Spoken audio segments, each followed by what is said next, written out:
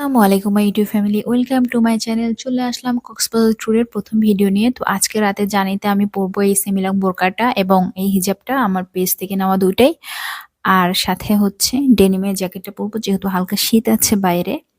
R বাসেও AC on করলে শীত লাগবে, সো হালকা পাতলা একটা জ্যাকেট পরছি, সাথে একটা চাদর নিয়ে নিয়েছি। আর হচ্ছে এই ওয়াচটা, এটা হচ্ছে সবসময়ই পরি, কারণ স্টেপ স্লিপ সবকিছু কাউন্ট করে। আর হচ্ছে এই ব্রেসলেটটা অনেকদিন পরে পরার সুযোগ পেলাম, কেনার পরে আর কি পড়াই হয়নি। তো আমাদের লাগেজ তো একদম রেডি।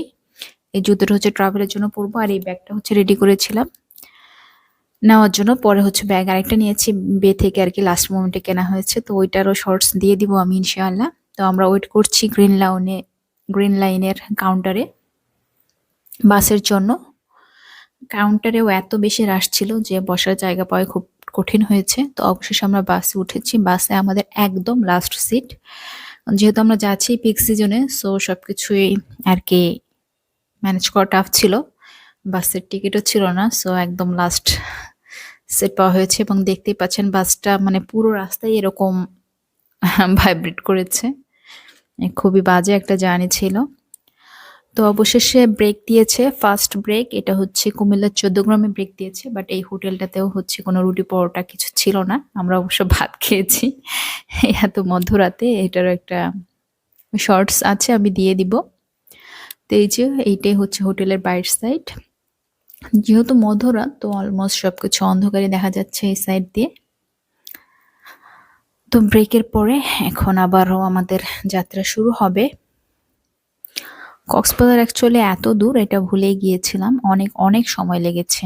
আমি তো ভেবেছিলাম ভোরে নামবো, কিন্তু আমাদের নামতে নামতে খুব সম্ভবত 8টা 9টায় বেজে গিয়েছে। তো অবশেষে বাস স্ট্যান্ডে নেমে এই যে দেখা যাচ্ছে এটা হচ্ছে কক্সবাজারের ডলফিন মোড়।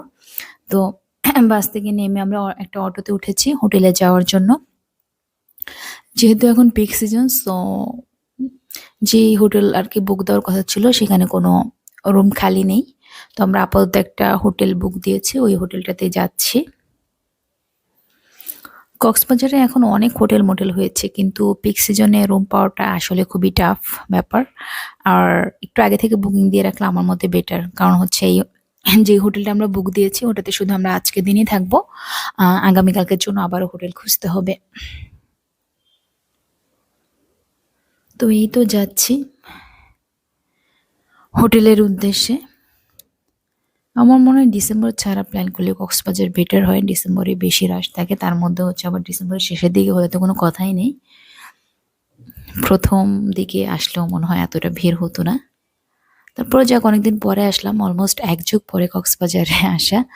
তো ডিফারেন্ট লাগছে সবকিছুই, কিছুই মনে নেই এর আগে কেমন ছিল। তো এইবার সবকিছু নতুন লাগছে, প্লাস হচ্ছে কক্সবাজার আমার কাছে মানে বেশি শহর মনে হচ্ছে। হচ্ছে অলমোস্ট ঢাকার মতোই, খুব বেশি পার্থক্য নেই।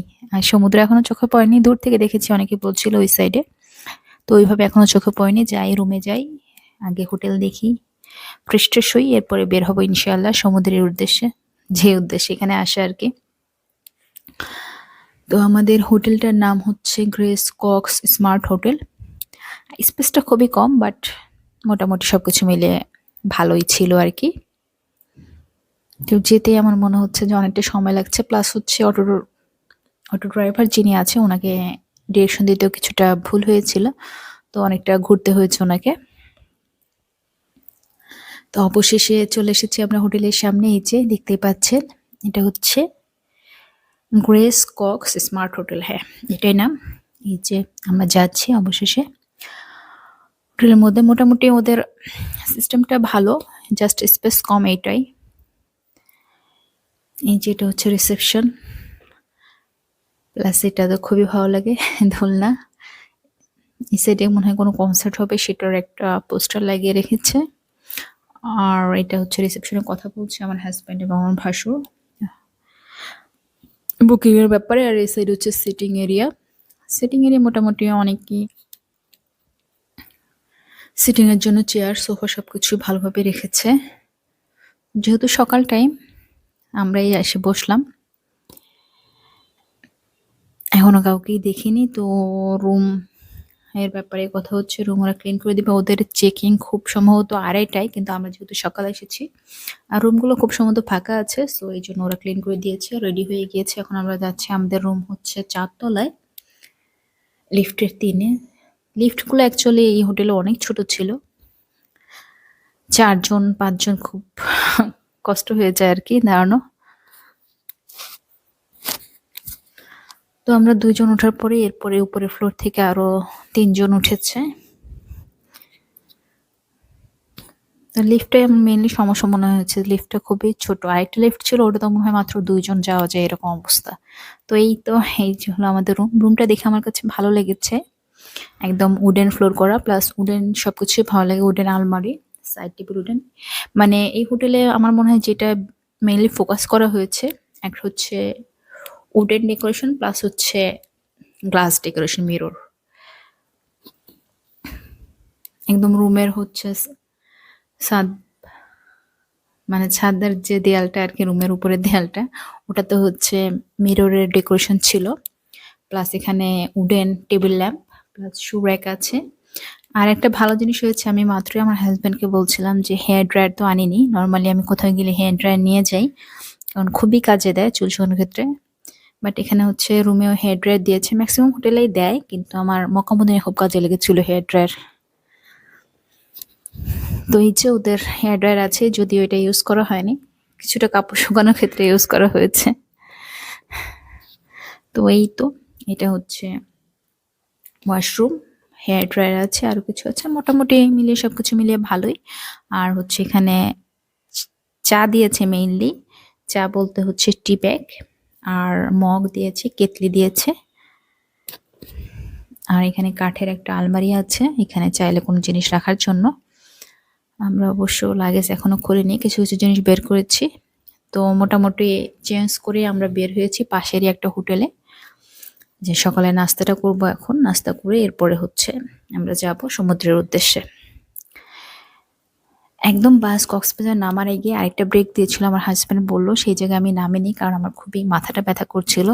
তো ওরা ওখানে পরোটা খেয়েছে, তো আমার যেহেতু খাওয়া হয়নি, আমি এখানে এসে অর্ডার করলাম পরোটা, সবজি, আর হচ্ছে আমার ভাসুরের ছেলে, ওর জন্য একটা চিকেন স্যুপ অর্ডার করা হয়েছিল। ও যাচ্ছে আমাদের সাথে সমুদ্রে, ওর আব্বু আম্মু আর ছোট বোন একটু অসুস্থ, তো ওরা রেস্ট নেবে রুমে। তো আমরা ফার্স্টে যাচ্ছি, খাওয়া শেষ করে তারপরে। তো এখানে পরোটাগুলো মোটামুটি অনেক বড় হয়, তো আমরা 2টা করে অর্ডার দেওয়ার পরে ভাবছিলাম যে একটা করে দিলেও হতো। তো আমাদের খাওয়া দাওয়া শেষ করে এখন আমরা একটা রিক্সা নিয়েছি, এখন এই রিক্সায় করে যাচ্ছি হচ্ছে বিচে। এখান থেকে হচ্ছে কলাতলি বিচটাই কাছে, পায়ে হেঁটেও যাওয়া যায়, কিন্তু আমরা সবাই বাস জার্নি করে এতটা টায়ার্ড যে বলছিলাম একটা রিক্সাই নিয়ে নিই। রিক্সা নিলে যে প্রবলেমটা হয়, অনেকটা ঘুরে যেতে হয়, বাট পায়ে হেঁটে গেলে সোজা যাওয়া যায়। আর ঘুরে যাওয়ার সময়টাই যেহেতু রাস্তার মানে খুবই উঁচু ঢাল, তো ওই জায়গায় যাওয়াটাও সমস্যা হয়ে যায়, আবার হচ্ছে জ্যামেও পড়তে হয়।